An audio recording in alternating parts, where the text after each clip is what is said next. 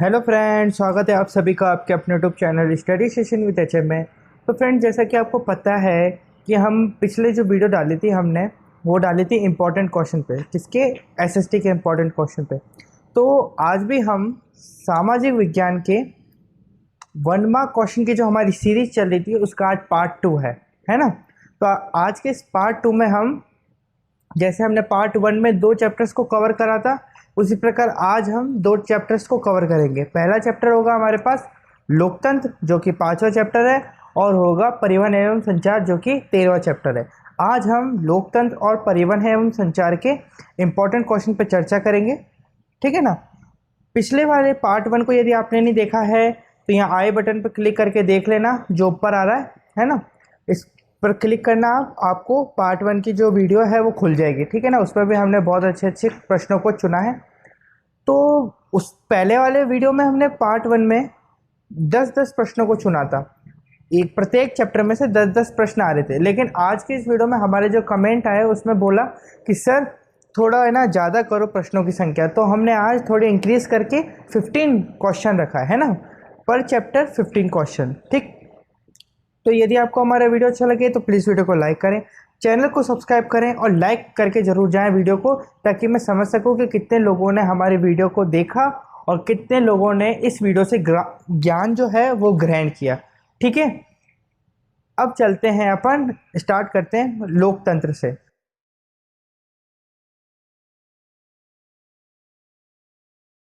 लोकतंत्र, तो लोकतंत्र में सबसे पहला प्रश्न जो बनता है वो होता है कि लोकतंत्र का कौन सा सिद्धांत समाज के संघात्मक स्वरूप में विश्वास करता है।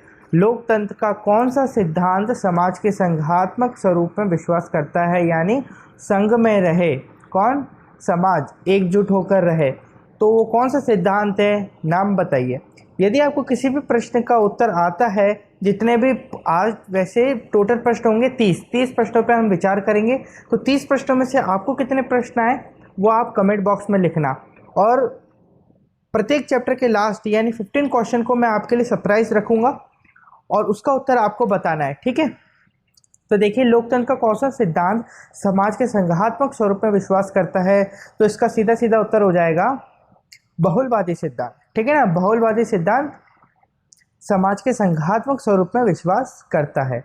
दूसरा प्रश्न है कि लोकतंत्र शासन में सरकार का निर्माण कौन करता है। जो लोकतंत्र शासन है ना, उसमें सरकार का निर्माण कौन करता है, तो आपको ये पता होना चाहिए।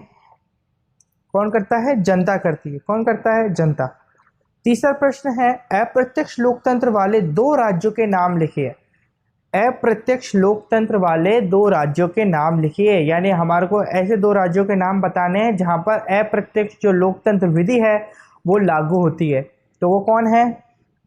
पहला है भारत और दूसरा है ब्रिटेन, ठीक। इसी प्रकार नेक्स्ट क्वेश्चन है, आर्थिक लोकतंत्र किसे कहते हैं।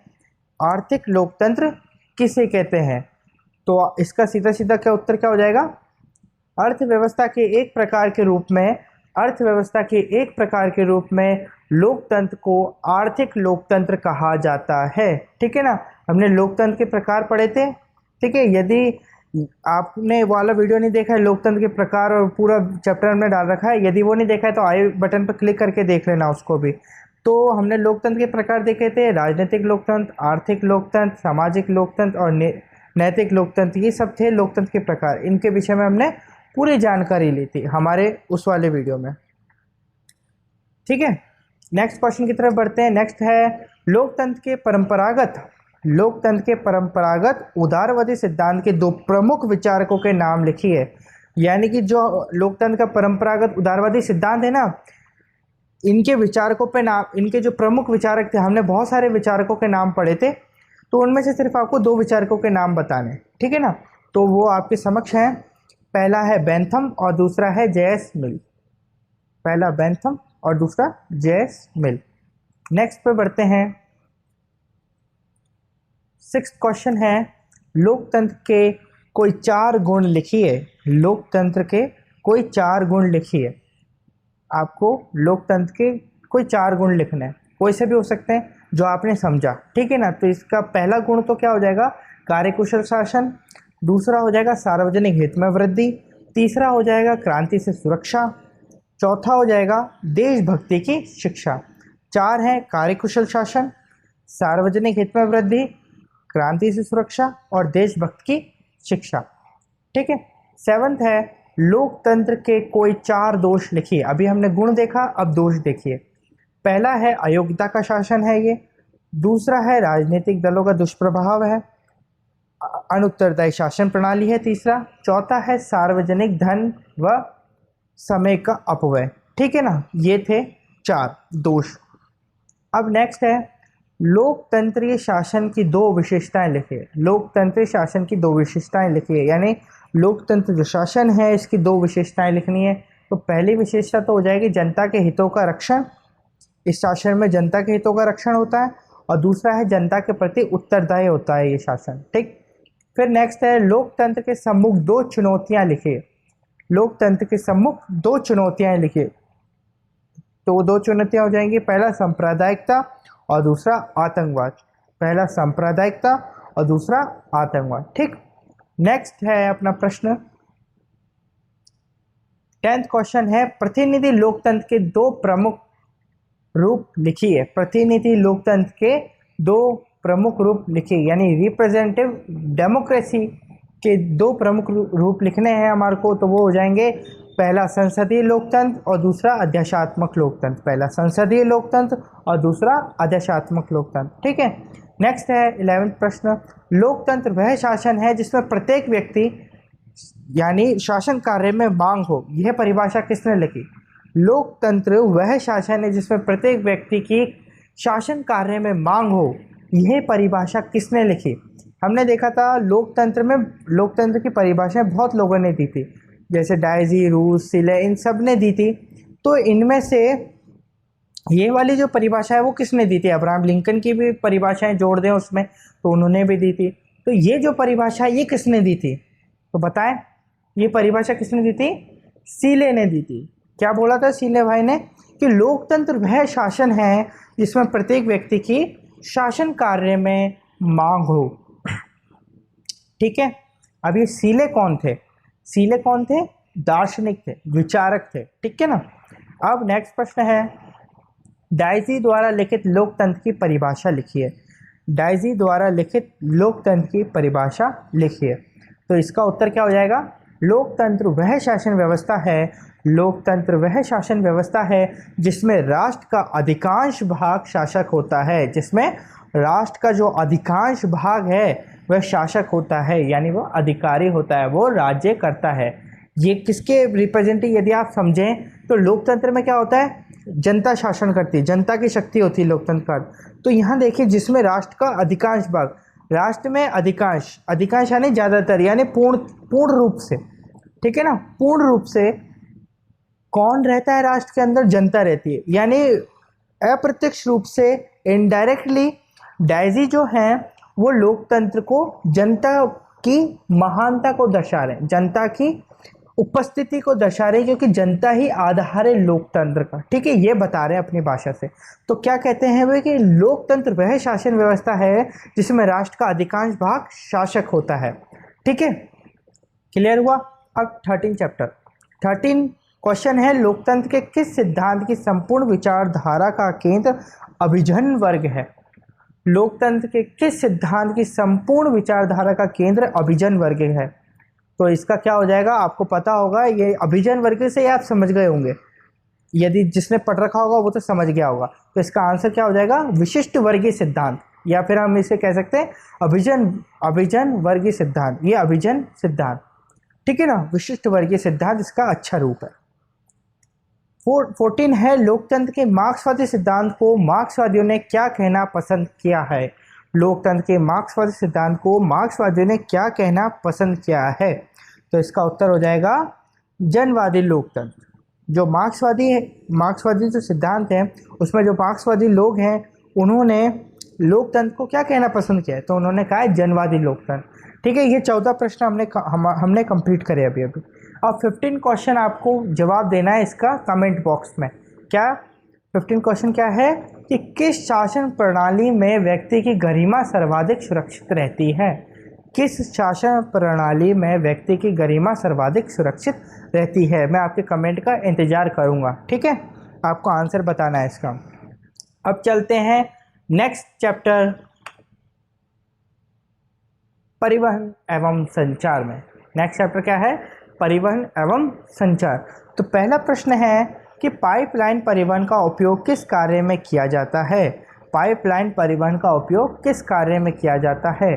तो इसका उत्तर होगा पाइपलाइन परिवहन का उपयोग कच्चा तेल, पेट्रोल उत्पाद तथा तेल से प्राप्त प्राकृतिक गैस शोधशालाओं में व बड़े ताप विद्युत ग्रहों तक पहुंचाने में किया जाता है। पाइपलाइन परिवहन का उपयोग कच्चा तेल, पेट्रोल उत्पाद तथा तेल से प्राप्त प्राकृतिक गैस शोधशालाओं व बड़े ताप विद्युत ग्रहों तक पहुंचाने में किया जाता है। तरल पदार्थ हैं, ठीक है। द्वितीय है राष्ट्रीय राजमार्गों का प्रबंध यानी मैनेजमेंट किसके द्वारा किया जाता है? राष्ट्रीय राजमार्गों का प्रबंध किसके द्वारा किया जाता है? तो राष्ट्रीय राजमार्गों का प्रबंध केंद्र सरकार के अधिकार में केंद्रीय लोक निर्माण विभाग द्वारा किया जाता है। राष्ट्रीय राजमार्गों का प्रबंध केंद्र सरकार के अधिकार में केंद्रीय लोक निर्माण विभाग द्वारा किया जाता है। तीसरा है भारत में स्वतंत्रता प्राप्ति के बाद कौन सा पहला पतन विकसित हुआ? भारत में स्वतंत्रता प्राप्ति के बाद कौन सा पहला पतन विकसित हुआ? तो इसका उत्तर हो जाएगा कच्छ में कांडला पतन पहले के रूप में विकसित हुआ। कच्छ में कांडला पतन पहले के रूप में विकसित हुआ। समझ में आया? अब आगे बढ़ते हैं। चौथा है स्वर्णिम चतुर्भुज महाराज मार्ग का मुख्य उद्देश्य क्या है? स्वर्णिम चतुर्भुज महाराज मार्ग का मुख्य उद्देश्य क्या है? तो इसका मुख्य उद्देश्य क्या है? भारत में महानगरों के मध्य की दूरी व परिवहन समय को न्यूनतम रखना, ठीक है ना। फिफ्थ है राजस्थान से गुजरने वाला सबसे महत्वपूर्ण और व्यस्ततम राजमार्ग कौन सा है? राजस्थान से गुजरने वाला सबसे महत्वपूर्ण और व्यस्ततम राजमार्ग कौन सा है? तो इसका उत्तर हो जाएगा राष्ट्रीय राजमार्ग संख्या 8। क्या? राष्ट्रीय राजमार्ग संख्या 8 राजस्थान से गुजरने वाला सबसे महत्वपूर्ण और व्यस्ततम राजमार्ग है, ठीक। सिक्स्थ है सुरक्षात्मक दृष्टि से कौन सा राजमार्ग महत्वपूर्ण माना जाता है? सुरक्षात्मक दृष्टि से कौन सा राजमार्ग महत्वपूर्ण माना जाता है? तो उत्तर हो जाएगा इसका राष्ट्रीय राजमार्ग 11 सुरक्षात्मक दृष्टि से महत्वपूर्ण राजमार्ग माना जाता है। सेवंथ है सबसे सस्ते परिवहन साधन का नाम लिखिए। सबसे सस्ते परिवहन साधन का नाम लिखिए। तो उत्तर हो जाएगा जल परिवहन, ठीक। अब नेक्स्ट प्रश्न है 8th है सबसे तीव्रतम परिवहन कौन सा है? तो सबसे तीव्रतम परिवहन कौन सा है? वायु परिवहन। कौन सा? वायु परिवहन। 9th है ईमेल का पूरा नाम लिखिए। ईमेल का पूरा नाम लिखिए। तो ईमेल का पूरा नाम आपको पता होना चाहिए, क्या होगा? Electronic mail. कभी कभी हम ज़्यादा नर्वस हो जाते हैं तो हमारे को जो प्रश्न आते हैं ना उनको भी हम थोड़ा लैग कर जाते हैं, तो इसलिए मैंने उन प्रश्नों को भी रखा है, ठीक है, ये आपके दिमाग में घुस जाए वो एकदम। तो 10th है वीडियो कॉलिंग हेतु आवश्यक प्रमुख संचार सेवा का नाम लिखिए। क्वेश्चन को ध्यान से समझिए। वीडियो कॉलिंग हेतु आवश्यक प्रमुख संचार सेवा का नाम लिखिए। तो उत्तर हो जाएगा इंटरनेट, ठीक है ना। 11th है मालगाड़ियों के संचालन हेतु पृथक से निर्माणाधीन रेल परियोजना का नाम लिखिए। तो इसका उत्तर हो जाएगा माल भाड़ा कॉरिडोर परियोजना। मालगाड़ियों के संचालन हेतु जो मालगाड़ियों के संचालन है ना, उसकी अलग से एक निर्माणाधीन रेल परियोजना है, तो उसका नाम लिखना अपन को, तो वो है माल भाड़ा कॉरिडोर परियोजना। एक बार फिर से हो जाए, याद हो जाना चाहिए, माल भाड़ा कॉरिडोर परियोजना, ठीक। नेक्स्ट है सीमांत सड़कों का निर्माण व देखरेख किसके द्वारा की जाती है? सीमांत सड़कों की जो निर्माण व देखरेख किसके द्वारा की जाती है? भारत सरकार प्राधिकरण के अधीन, भारत सरकार प्राधिकरण के अधीन सीमा सड़क संगठन के द्वारा की जाती है। नेक्स्ट है भारतीय रेल का राष्ट्रीयकरण कब किया गया? भारतीय रेल का राष्ट्रीयकरण कब किया गया? तो इसका राष्ट्रीयकरण कब किया गया? 1951 में, ठीक। कब किया गया? 1951 में। नेक्स्ट है प्रधानमंत्री ग्राम सड़क योजना क्या है? इंपॉर्टेंट प्रश्न है, समझें इसको। प्रधानमंत्री ग्राम सड़क योजना क्या है? तो उत्तर हो जाएगा इसका, प्रधानमंत्री ग्राम सड़क योजना एक ऐसी योजना है जो देश के प्रत्येक गांव को प्रमुख शहरों से पक्की सड़कों द्वारा जोड़ने का लक्ष्य रखती है। ठीक है ना, जो गांव है उनको शहरों से, जो शहर भी कैसे होना चाहिए, प्रमुख शहरों से पक्की सड़कों द्वारा कनेक्ट करने का लक्ष्य रखती है। ये हुए 14 प्रश्न यहाँ पर। अब मैं आपको 15 प्रश्न दूंगा जिसका आपको उत्तर बताना है। तो 15 प्रश्न है आपके समक्ष। राजस्थान से कितने राष्ट्रीय राजमार्ग गुजरते हैं? राजस्थान से कितने राष्ट्रीय राजमार्ग गुजरते हैं? तो इसका उत्तर आपको हमें देना है कमेंट बॉक्स के अंदर। ठीक है ना, आपके कमेंट का फिर मैं बता रहा हूँ, इंतजार रहेगा। ठीक है ना, जो सही उत्तर बताएगा उसको एक हार्ट मिलेगा। ठीक है, तो यदि आपको हमारा वीडियो अच्छा लगा हो तो प्लीज़ वीडियो को लाइक करें और चैनल को सब्सक्राइब करें। आगे वाले वीडियो में हम अगले 2 चैप्टर्स को डिस्कस करेंगे। ठीक है, धन्यवाद।